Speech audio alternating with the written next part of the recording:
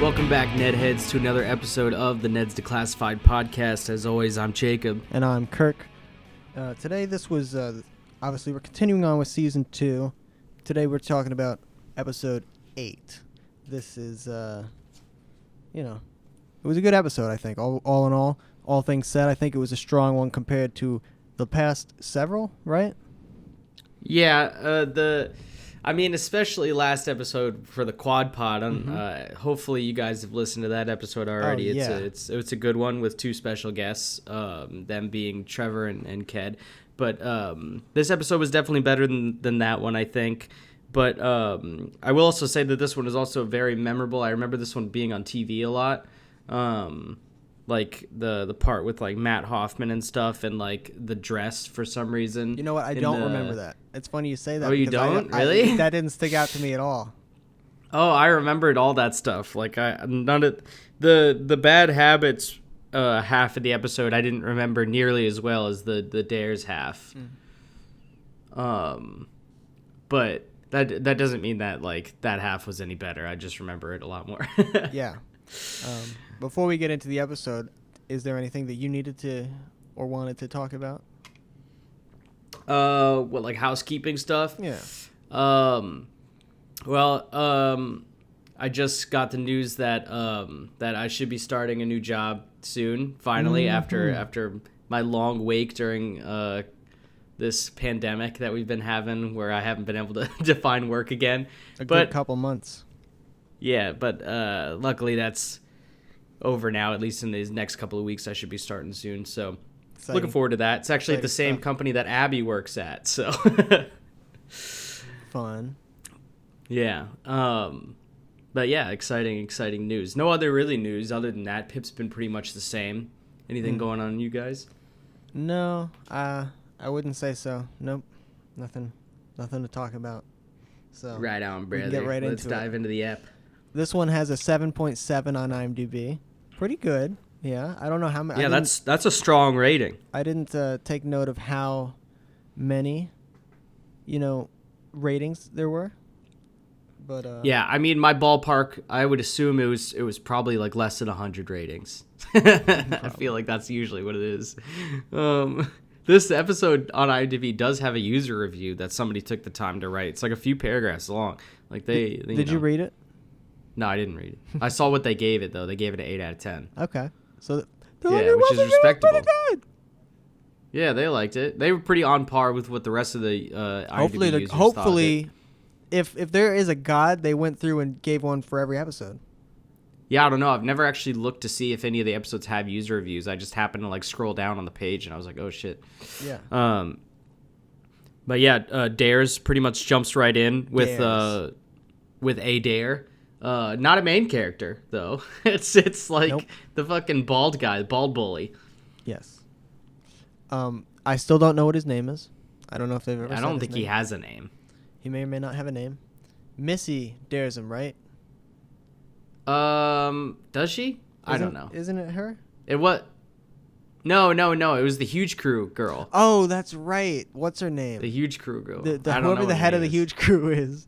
That chick with the thick eyebrows. She dares him to lick the floor to show him just how fucking much of a slave he is. Just to her, just will, I guess, to just show her that he's subservient. Pretty much what it seems like. And he does end up doing it. And they have like a really intense close-up shot of it too. It's pretty gross. Dude, the floor looks disgusting. Oh man, a great editing project would be to edit that with like some music from some sort of a movie, whatever movie it would be where something horrific happens, the music and score and sound effects too. Slow it down. That would be good. But yeah, Ned says he finishes the dare. Ned goes on to say, dares. He talks about dares. Dares.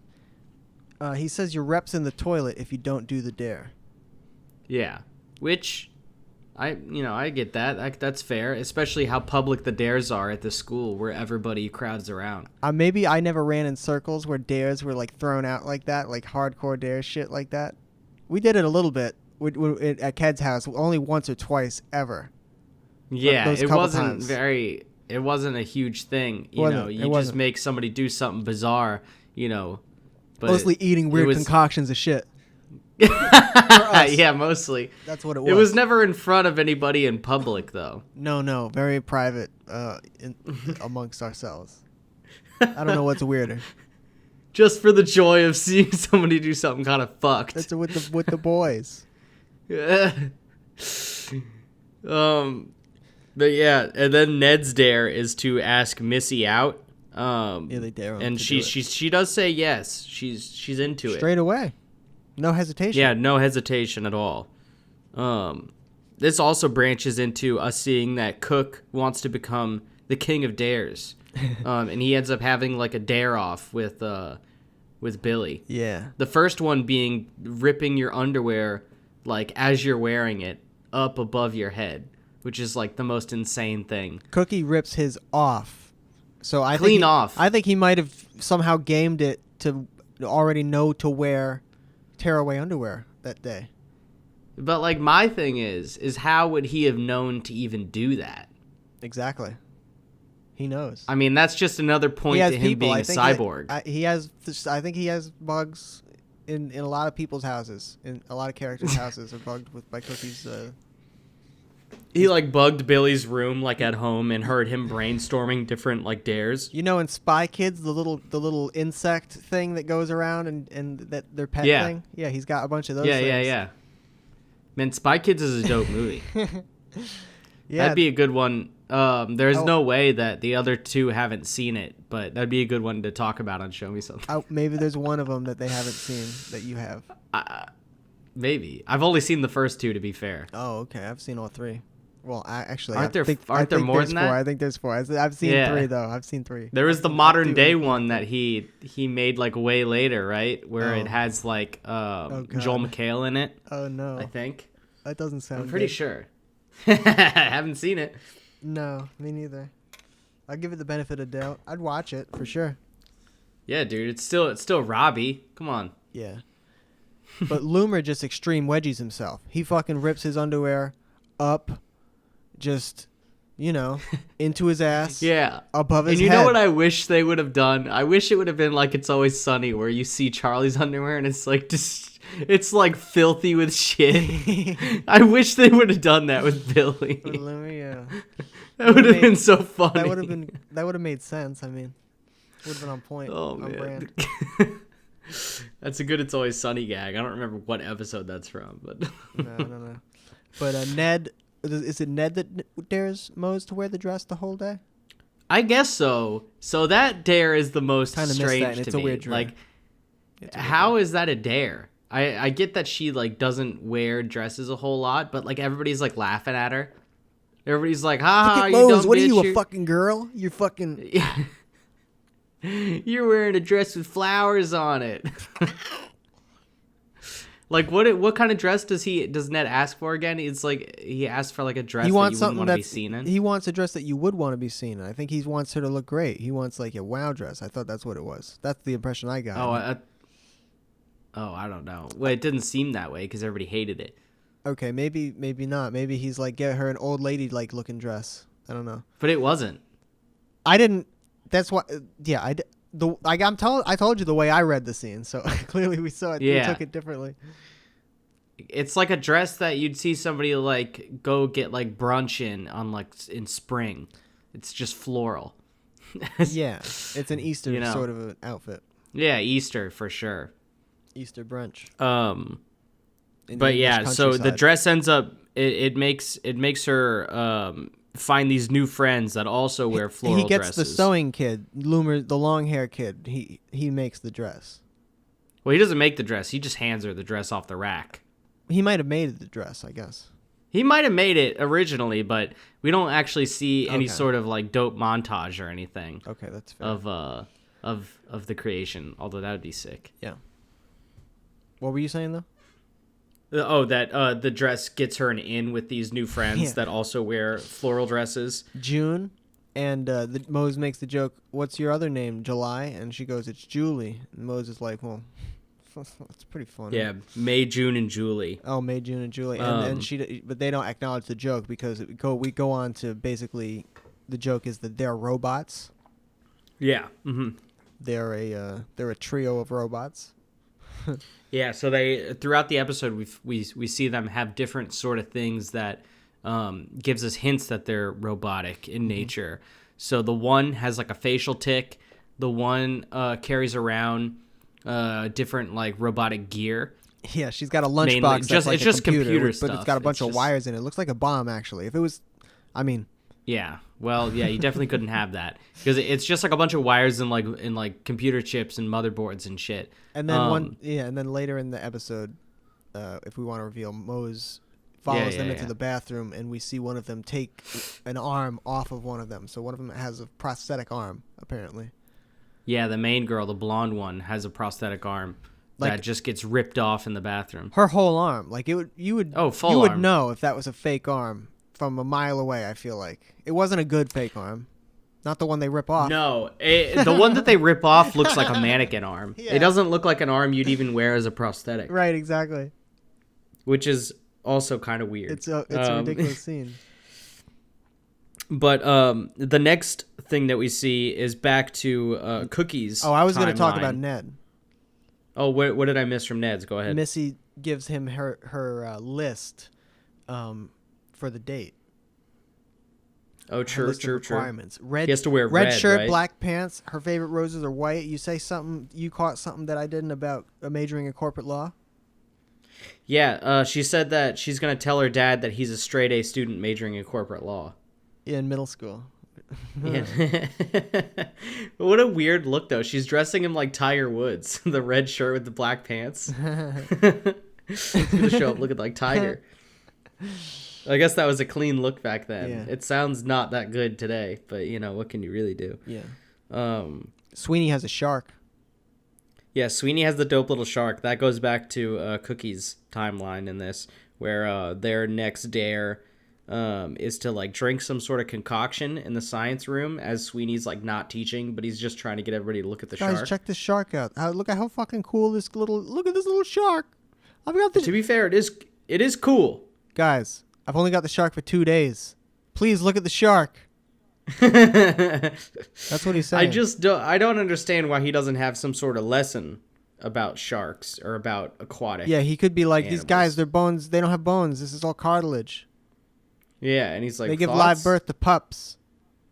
That is pretty crazy. They have rows of teeth. Look at them. Maybe not that one. That one looked like it was a pretty tame little guy.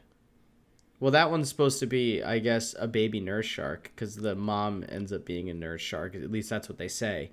Yeah, something like that. Right, exactly. Later on. Right. During the dope BMX part of the episode. Yeah.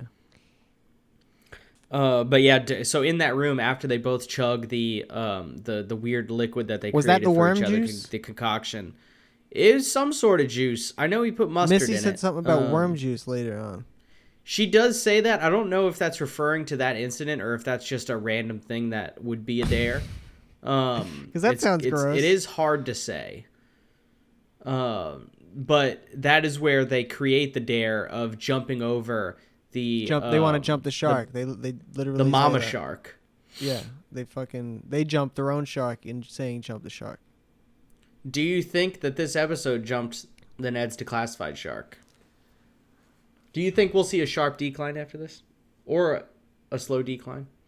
Is it that it's a decline following the jumping of the shark, or that it gets continually more ridiculous and insane?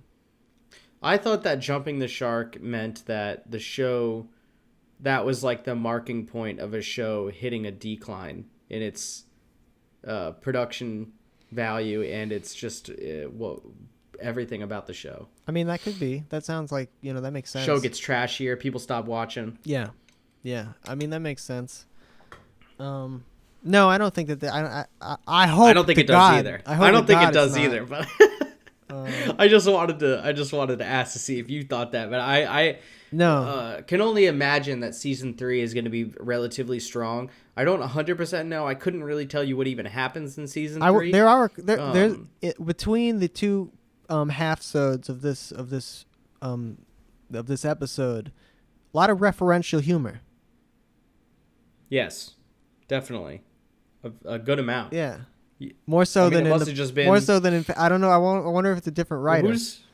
Yeah, I was just thinking that. Who's the writer? Because Scott Fellows, the creator. So no, it's same writer. He's just like. Does he write a lot of them? I don't know. I mean, he's gonna be listed on all of them because he's the creator, but yeah, there is a lot of references in this one. We have the 3 girls are based on Stepford Wives. Mm-hmm. Yeah, exactly. Right. It's very, very easy to tell if you know anything about like the Stepford Wives.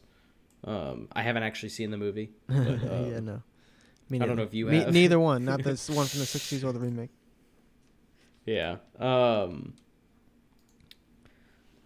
then what happens? We see Matt Hoffman after this. Yeah, Matt Hoffman comes back. Mr. Wright is like, listen, you can't. Not Mr. Wright. You guys can't do this. It's not Mr. Wright? No. Mr. Monroe. Damn it. Mr. Monroe is like, guys, you can't do this. Talk to my good buddy, Matt Hoffman. Yeah, my buddy Matt Hoffman, who just happens to be hanging out in this room alone.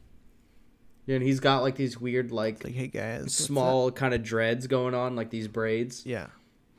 It's kind of a weird haircut, but it's kind of dope at the same time. He looks exactly like a BMX rider, I feel like should look. How come he's the only BMX rider that anyone's ever known? I didn't know him until I watched Ned's Declassified, so. That's totally fair. I may only know him because of Ned's Declassified, but I feel like back in the day when like Tony Hawk and all that stuff was popular, Matt Hoffman was also popular. Yeah, sure. And Tony Hawk. Yeah, but Tony Hawk is a skateboarder. I know, but like that whole scene was bigger than I feel. Yeah, I don't know. Maybe do people not skateboard anymore? No, of course people do. People do, but is it like the same level of coolness on trendness as it was then? Come on. It's hard to say. It's definitely hard to say. I couldn't say. Maybe it is. maybe just there's more people now doing it. That could be. Maybe it's more mainstream now. I don't know. So what else happens this episode? Basically, they go for the Ned jump, is like, hey, right? Hey, words can't hurt you. Chicken is just a word. You know, don't let fucking shit talking get you all riled up. But of course, Cookie does allow that to happen. Mm-hmm. Because even though Cookie, in theory, follows Ned's tips and loves Ned's tips more than anything, oftentimes he really doesn't follow Ned's tips. And his downfall is that. Well, I think that it's because a lot of the time... sometimes Ned comes up with the tip after the fact. Well, that is true, but a lot of the time his direct instinct is what the opposite of what he should be doing. You know, he just... Instant reaction, let's do something not good for me. Yeah. You know? Yeah, he wants which is unfortunate. He wants to ride a BMX bike over the shark, like on a ramp, a half pipe or something. But he doesn't end up doing it. He backs down, even though he has like his dope Loomer does it though. Like stuntman outfit. Yeah, Billy goes for it. He does the half pipe, he jumps. Does he jump over the shark or does he go right into the ambulance? No, well, he misses the ramp, and he rides straight into the ambulance, and the ambulance like just takes off. Yeah, it's great. Which is a good gag. It was good comedic timing. Yeah, that was my last note is that Billy died, but I know after this, Missy overhears Ned being like, "Sometimes dares are good, you know. I asked Missy out and I had a good time," and then she's like, "You asked me out only on a dare, you motherfucker." Yeah. And she's livid, so that ends their short-lived relationship. Much like I think most middle school relationships go. Very short, very quick. Yeah, for sure, 100%. I think that's an accurate assessment of most middle school relationships. So what are you thinking rating for this episode? I think I'm gonna do a 7.5. That's fair. Yeah. I was gonna do 7, but you know what? No, I'm gonna do 7. What made you change your rating? I don't know, just in the spirit of being more critical. Right on. Yeah, I mean, I'm also gonna go for a cool 7. You know, it was good. It's a pretty memorable episode in my opinion, at least. It's got some funny bits in it. It's got Matt Hoffman. Yeah. 7. I think that's fair. But the next half is entitled Bad Habits. Bad Habits. That's right. And a lot of people have got some bad habits in this episode. Oh, yeah. It shoots straight into them. Well, I think middle school is that's a make or break place for bad habits. That age? True. Yeah. I mean, that's where a lot of them are formed. Yeah. Depending, I guess, on the bad habit, but sure. Yeah, I mean that is where you start to develop them most likely. I can't remember if I became a real bad procrastinator in middle school. Maybe I did. Who knows? But the first one they talk about, they're like, some are gross. Nose pickers. It is a gross one, isn't it? Yeah, that one is gross. Well, he was very public about it too. Well, that's the kid. Which is another. That's a shocking thing to see. That makes you think something's wrong with their brain. Yeah, it does. It makes you think something's wrong because no one walks around and picks their nose. But it was the kid with the really thick glasses, like the cartoon Halloween costume glasses. Yeah, exactly. They're costume glasses. You can't find that prescription. And then anywhere. He says some are hard to quit, like biting your nails. That is true. That one is a hard one to quit. Yeah, I did that for a little while. Pencil eating, that's the one that's unsanitary that Loomer does. I would say both of those before that too were unsanitary. Yeah, for sure, 100%. For sure. Yeah, no doubt. I get why they say that one though, because you're putting it in your mouth. No, yeah, they all are though. You're putting your nails in your mouth. Come on. Yeah. Yeah. I never did the nail biting thing, or not the nail. I never did the pencil biting thing. I don't know about you. No. That was never never even crossed my mind that would be like a habit I would start to form. No, I don't. No, nothing like that. But he also talks about Toot Toot. I don't know what he says about him, but Toot Toot returns for a little cameo. Yeah, I don't know if that's a habit, though. I don't remember what he said either. He did call it a habit, but I don't remember what kind of habit he referred to it as. He was just and then it just popped up with his little title card saying Toot Tooter. Yeah. So, it is what it is. It was nice to see him again. There's still something wrong with him for sure. Yeah, for sure. And then it gets into Ned's problem. And the first part of Ned's problem is Durga comes over. She goes, "Hey, Ned, I need you to pump up all these balls in the fucking in the gym court." The gym court? all these kickballs. All right. And he's like, "All right, Durga, yes, ma'am, I'll do it." And then someone comes over and is like, "Ned, I need help with the envelopes." Something about envelopes. Yeah, who was that lady? She's that girl's always... I didn't even... I have no one idea. of the extras. I just took a note that she mentioned something about envelopes. And then Crowley comes over and he's like, "Ned, I need your help with the school beautification committee." Which, what the fuck? Let's get into that. Let's address that now. They have children. Ned was at one point pressure washing the outside of the school, I feel. He was. No, he was, because he was blasting the sign that they had out front on the brick wall. And they have volunteer students doing this work that should be done by a professional man for sure.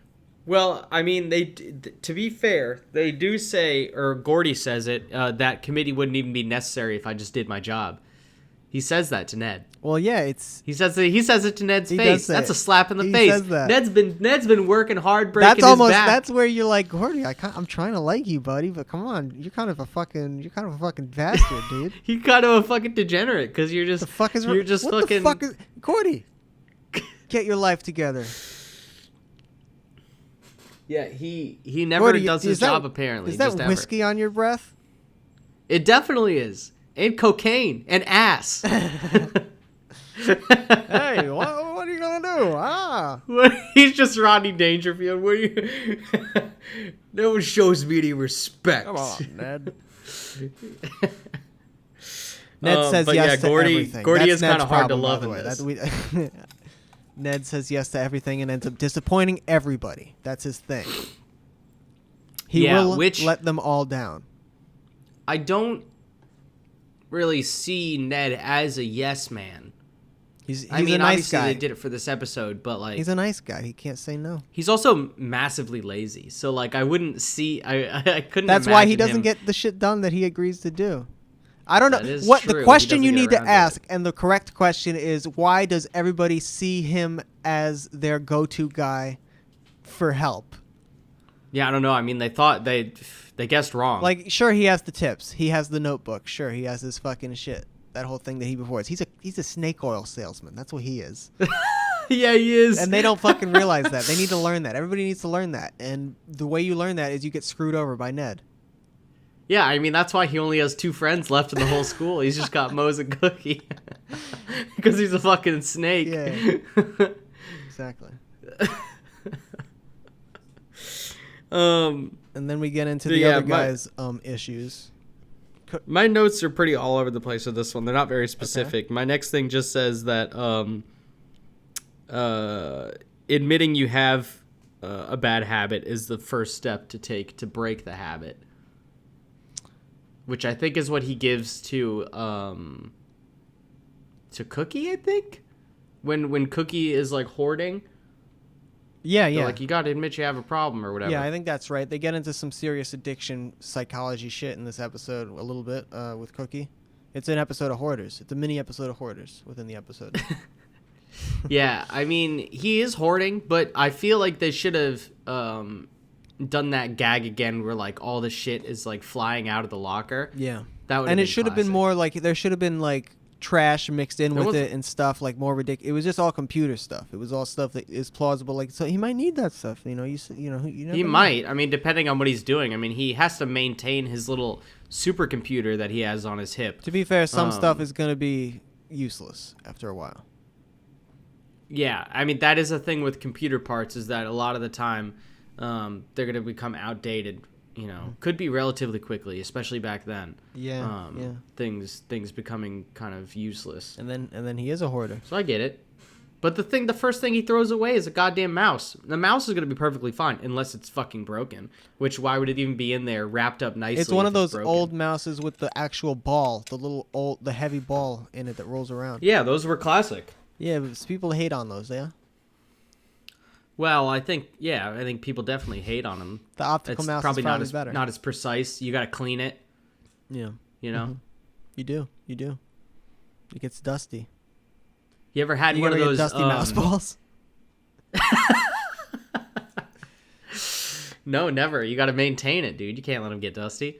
Did you ever have one of those mouses where, like, the ball's on the top? Yeah. Where, like, you move the ball? Yeah. You remember those? I don't know if I ever had one, but I've used them. Yeah, my parents had one for a long time, where instead of moving the mouse around, you move around the ball on the top of the mouse. It was kind of strange. Yeah, it was kind of strange. That's why I never bought one. You could I used to take the ball out of the top of it and, like, toss it around. Well, yeah, you take the ball out of any mouse and toss it around because it's a cool little ball. Yeah, well, this ball was like a big ass red ball. It was like the size of a golf ball. Yeah, exactly.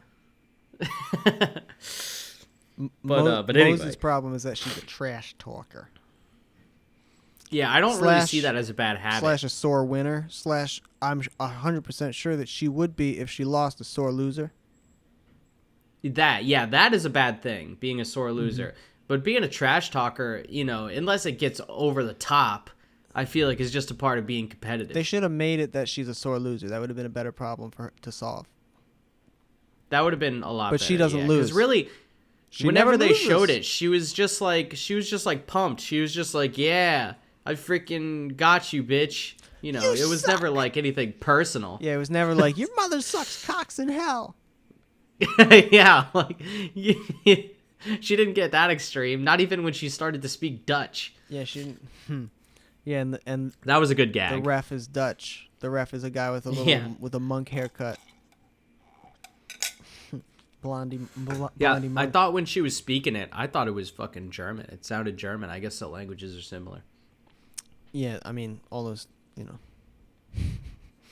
I don't speak any of those languages. I couldn't begin to tell you really the intricacies of them because I don't speak any other language other than English, really. Yeah. You know, I know some Spanish. Corley gets Ned to scrape gum off of the underside of tables, and this is when Ned is feigning every bone in his body being broken. Yes, he does attempt that because Gordy's gives him the advice, hey man, just lie. Just bend the truth. Yeah, just bend the truth. Just say you can't do it, brother. Just say, I got another thing going on. I'm ocupado.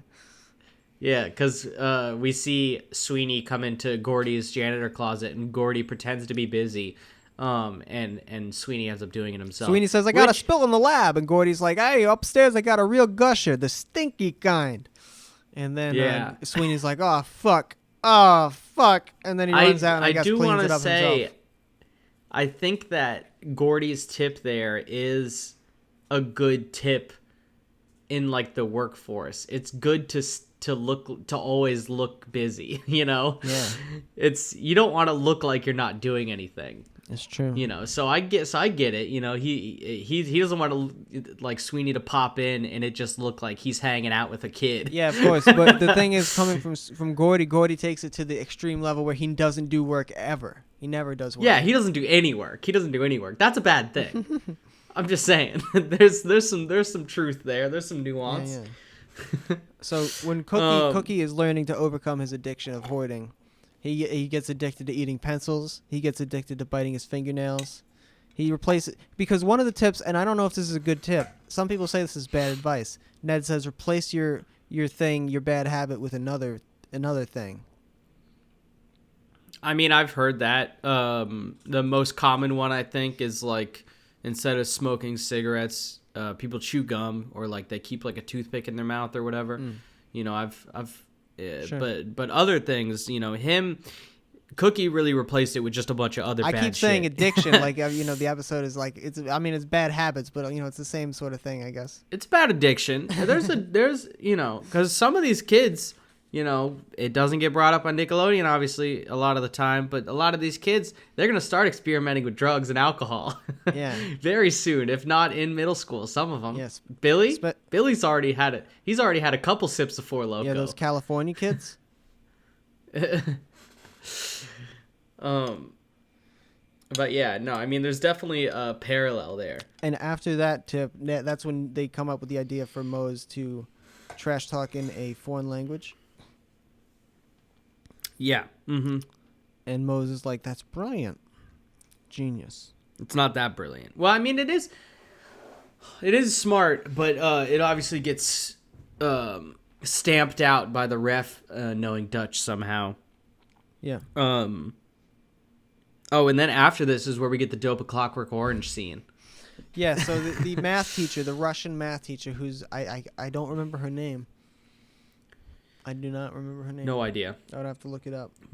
Mrs. Russian math lady here. Let me look it up while you're talking. Yeah, she Clockwork Oranges him into learning how to say no. She holds his eyes open and shows him a bunch of propaganda with no written a bunch over and over again. Yeah, that was a fun reference. Yeah, it was very thrown good. In for the clearly adults because of how, to see that movie, you have to at least be a certain level of maturity, or you're just gonna fuck you or there's something wrong. Like you shouldn't be watching. There's some hardcore shit in A Clockwork Orange. Yeah. Her name is Dr. Xavier, by the way. Her name is Dr. Xavier. Really? Yeah, I swear to God, I just looked it up. It's Dr. Xavier. That's hilarious. You must say no. I don't think that's super Russian, but you know. You must look after yourself. But yeah, it doesn't work. The hypnotizing does not work. He still says yes to Martin Corley. Also, we didn't talk about it, but Ned first tries to go to talk to Vice Principal Krubbs because he seems to be the no man, and he wants to learn his no ways. Yeah. But he also can't say no to Martin Corley. We find out. No, he can't. But he does have a really sick light pink suit on. Light pink suit with a blue shirt today. It was very clean. It was very, very clean. Not a thing you could easily find. You got to get a commission. Most likely. You got to get a tailor to make that for you. Yeah, that's really unfortunate. You know? Hey, man, it keeps those tailors in business. That is true. Cookie bites his nails down to, I guess, the bone. Because we see him later on, and he's got bandages on the tips of all his fingers. Yeah. That's fucked. Yeah, and that stops him from chewing any further and doing any more serious physical damage. Yeah, before the necrosis kicks in. He's going to get an infection. And then I guess he's just cool with throwing stuff away. Think about how dirty the human mouth is, let alone how dirty your fingertips are. Oh yeah, especially for a middle school boy. Those nails are not clean. That shit's fucking gnarly. Mose gets called out for a technical foul for cursing in Dutch by the Dutch ref. Is that a thing? I don't know. I don't know much about volleyball. Can you get called out for a technical foul in women's high school volleyball for cursing out a team in any language? I would. I don't know if it would be considered a technical foul. It sounds like it would be a personal foul, if anything. And she gets struck from the game. He takes her out of the game. To be fair, she probably said some fucked up shit. There were subtitles, but I don't remember what it said. Oh, there were. I didn't read those either. Yeah, I didn't. I'd rather see imagine what she said. It was so quick.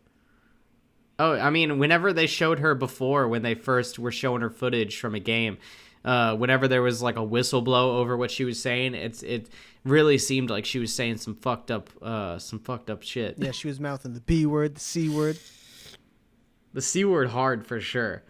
But yeah, eventually Ned says no. Right? I don't know what else there is in this part of the episode. Disappoints everybody. Yeah, but he disappoints and then he says no because he passes out. He faints, he disappoints everybody and they berate him for it, justifiably, and he can't take the heat, I guess, and he faints and he ends up in the nurse's office.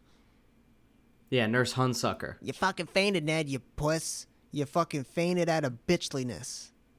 Well, we find out that she also had the same issue. Yeah.